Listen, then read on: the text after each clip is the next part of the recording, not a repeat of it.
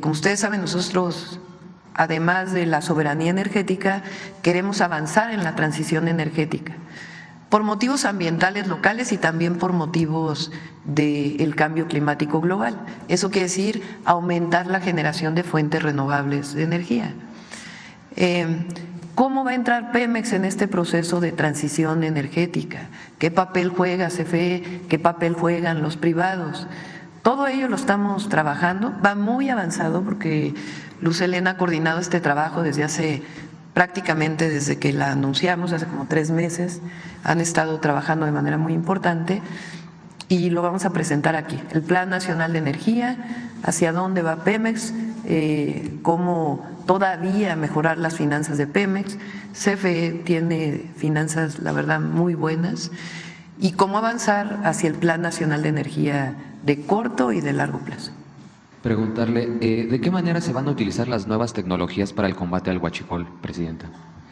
Es otro de los temas que también tenemos planteado. Ahí disminuyó mucho el huachicol con el presidente López Obrador. Todavía hay un porcentaje que tiene que ver desde ductos hasta importación de combustibles, y estamos trabajando en ello también junto con aduanas, el SAT, Profeco, para poder no solamente desde la perspectiva de dónde sale el combustible ilegal, sino también a quién se lo venden,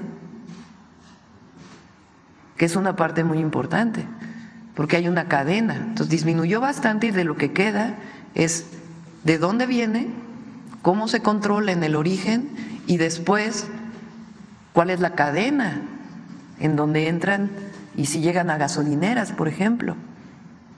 Entonces, todo esto lleva instituciones como Profeco, ASEA, Pemex, Sedena,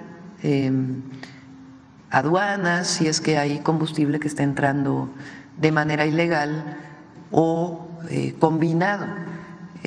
Aduanas en el gobierno del presidente López Obrador tiene ahora laboratorios en sitio que antes no tenían, porque antes había una muestra, se mandaba al laboratorio, regresaba 4 días y se prestaba muchas cosas. Ahora ya hay laboratorios. Entonces, todo esto porque queremos, pues evidentemente, erradicar el huachicol. Y por último, en la transición hablaba de que quería escribir un libro sobre la transición con el presidente Andrés Manuel. Ahí voy. Voy como en una, pues yo creo, una tercera parte de la descripción que ocurrió durante esta transición histórica, y espero poderlo terminar a fin de año, espero. ¿Y contempla seguir escribiendo como lo hacía el presidente frecuentemente? Pues por lo pronto la transición y después veremos. Gracias, buen día a todas y todos. Sí, buen día. Y a ver, de este lado, acá. Presidenta, Cristian Galarza, de Noticias de Frente. Mi primera pregunta sería, bueno, este lunes 7 de octubre se cumplió 1 año del inicio de la destrucción del pueblo palestino en Gaza, incluyendo niños. Hace algunos años usted expresó su condena contra las agresiones de Israel en una carta publicada en La Jornada que se tituló Salvar al mundo, que hoy se llama Gaza. ¿Podría decirnos cuál es su postura, bueno, la postura de su gobierno, del gobierno mexicano actualmente? Sí. Nosotros condenamos cualquier forma de violencia, primero. En su momento, la secretaria Alicia Bárcenas, que era secretaria de Relaciones Exteriores, condenó en primera instancia esta masacre y detención ilegal de personas que hizo un grupo palestino. Y también después se condenó las agresiones del Estado de Israel o del gobierno de Israel a Palestina y hoy lo que está ocurriendo en el mundo. El presidente López Obrador siempre expresó, basado en los principios constitucionales de política exterior, que lo que México busca es la paz y que Naciones Unidas debería ser mucho más proactivo como institución en la búsqueda y en la construcción de la paz del mundo. Entonces nosotros coincidimos con ello y condenamos las agresiones que se están viviendo, y además consideramos que el Estado palestino debe ser reconocido en toda su magnitud, igual que el Estado de Israel. Esa ha sido la posición de México desde hace muchos años y esa es la posición que nosotros tenemos. Y la búsqueda de la paz por encima de todo. La guerra nunca va a llevar a buen destino. Bueno, mi segunda pregunta sería también al respecto, bueno, de esto de los mensajes de odio y de las disculpas públicas. Tiene también mucho que ver estas dos preguntas que le hago el día de hoy. Usted mencionó a la diversidad sexual en su discurso de investidura presidencial y en su equipo, bueno, hay personas abiertamente LGBTIQ+. Por otro lado, en el Canal 11, con la dirección de Renata Turrent, se han emitido programas sobre el tema de las infancias trans, un tema de mucha actualidad. ¿Cuál es la política de la 4T y su gobierno respecto a la inclusión de las comunidades LGBTIQ+ en la construcción del segundo piso de la 4T? Siempre respeto y libertad e inclusión. Esa es nuestra política. La libertad, el respeto y más que la tolerancia, porque a veces se habla solo de tolerancia, es la inclusión y la erradicación de cualquier forma de discriminación. Lo dije en el discurso, nosotros tenemos que vernos siempre como iguales, mirarnos a los ojos como iguales, independientemente de nuestras decisiones, de nuestro origen, de nuestra orientación, de nuestra religión. Los mexicanos y mexicanas somos iguales y no puede haber discriminación de ningún tipo durante años, hasta que no llegó la Cuarta Transformación, el racismo, el clasismo y ahora el machismo, porque también se escondía como si no existiera.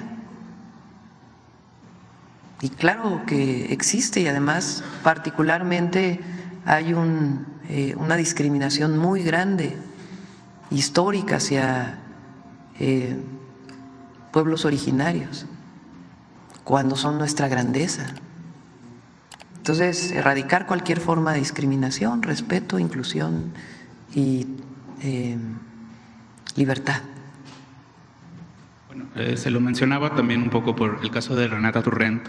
Hubo algunas críticas ahí que, bueno, como que digamos, la acusaban de algunas cuestiones de precisamente no ser totalmente incluyente, ¿no?, con la nueva dirección del Canal 11. No sé a qué se refieren. Renata es una mujer de primera, y va a hacer un gran trabajo al frente de Canal 11. Gracias, Presidenta. Gracias. Por acá.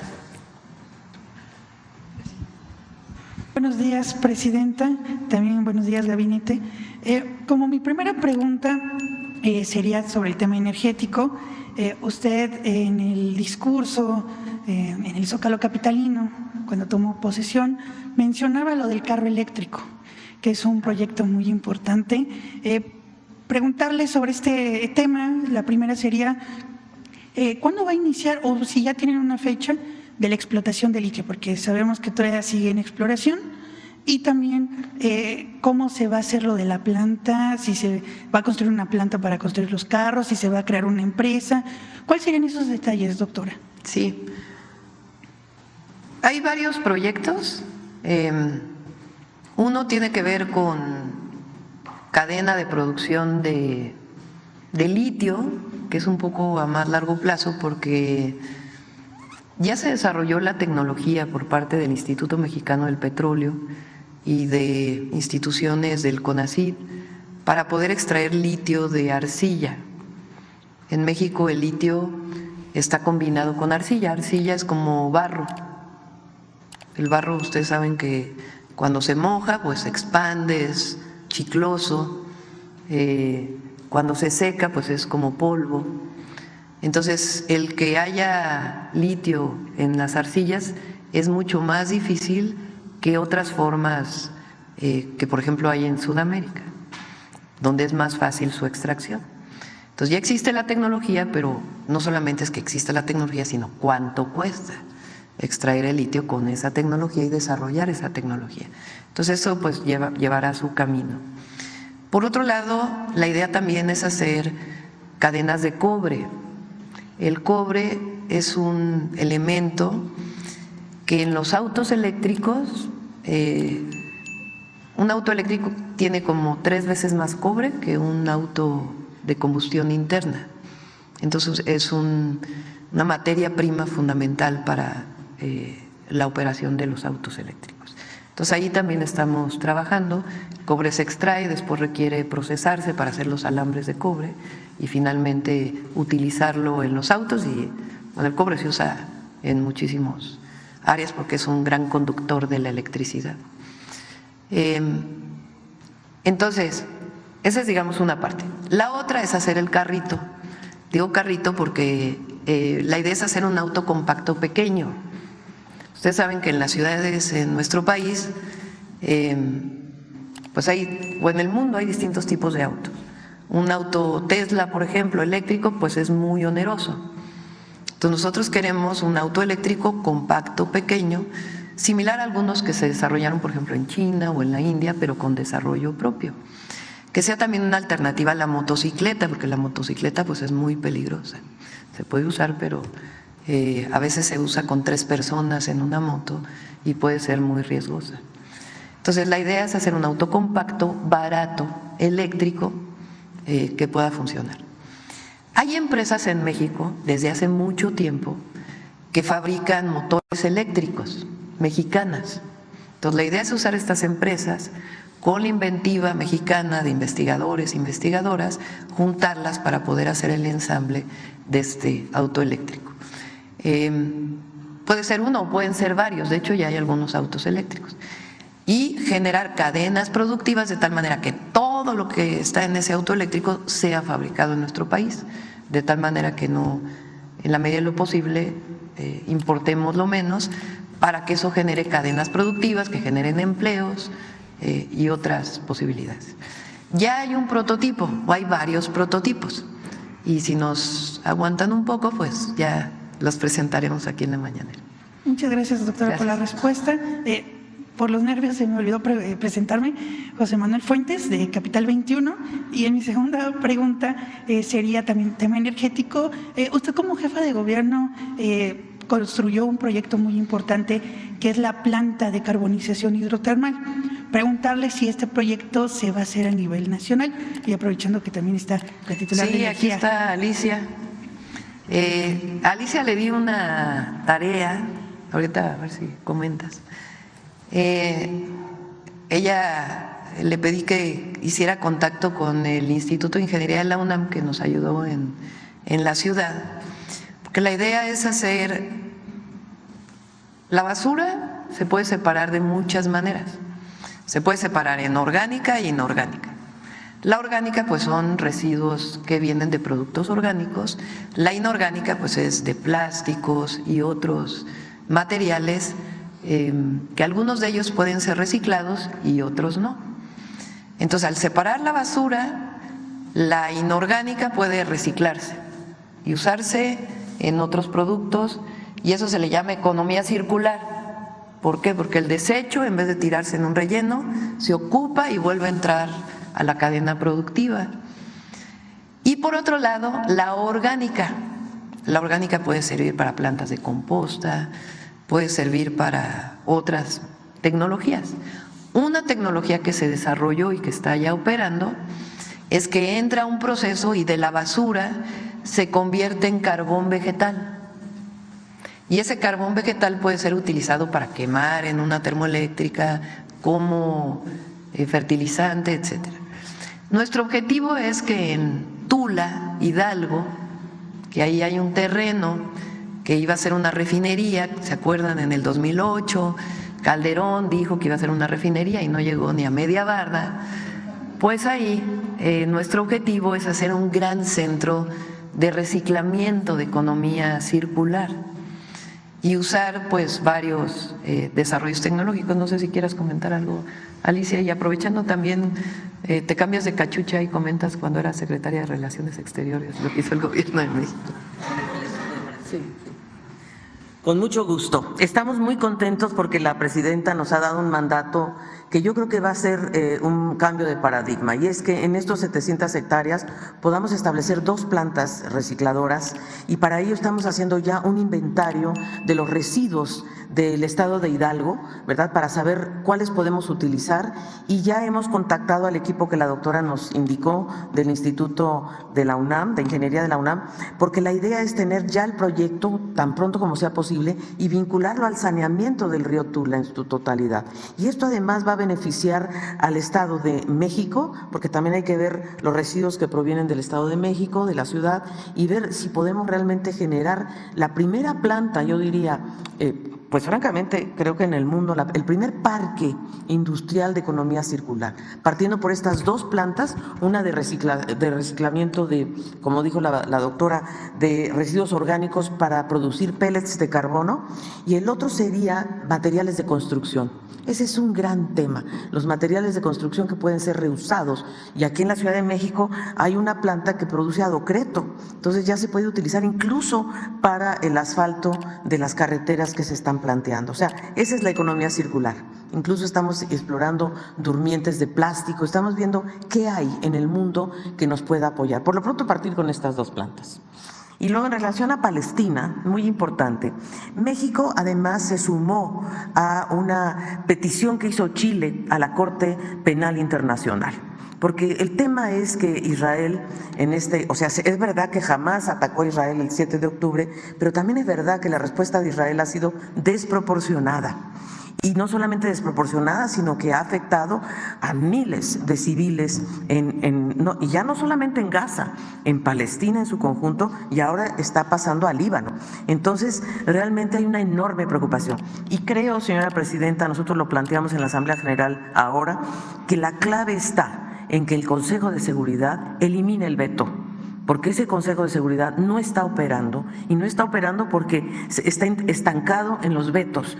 Que se elimine el veto para que ese Consejo realmente pueda actuar decididamente de acuerdo al artículo 4 de la Carta de las Naciones Unidas y reconocer al Estado de Palestina. Ya lo hizo las Naciones Unidas, pero la única solución a este conflicto va a ser que haya 2 estados, y esa es la idea que creo que la comunidad internacional tiene. Pero hay un riesgo. En ese momento la comunidad internacional está consciente de que hay un enorme riesgo en la expansión de este conflicto a Líbano y a Siria. Eso puede realmente complicar mucho el Medio Oriente. Muchas gracias. Muchas gracias, presidenta. Gracias. Ahora de este lado. Gracias, buenos días. Judith Sánchez Reyes, de Perspectivas MX. Presidenta, preguntarle sobre el estatus de la megafarmacia a casi un año de su inauguración, si le han compartido algún reporte sobre cómo se ha estado dando el surtido de estas recetas. Se aumentó el número inicial de 6 recetas diarias, y si la megafarmacia será punto de referencia para el abasto de medicamentos que se manejarán en las farmacias del bienestar que se tiene previsto instalar el próximo año. Sí. Llevo ya 3 reuniones con el equipo de salud, ISSSTE, IMSS Bienestar, Birmex, para ver cómo mejoramos el abasto de medicamentos a los centros de salud y los hospitales, y después a las farmacias de bienestar. Sí se va a seguir ocupando la megafarmacia de Huehuetoca, y lo que estamos haciendo es meter más tecnología, digitalización de todo el proceso, desde la compra. Les comparto a Eduardo Clark, que es hoy subsecretario de Salud, muchos de ustedes lo conocen.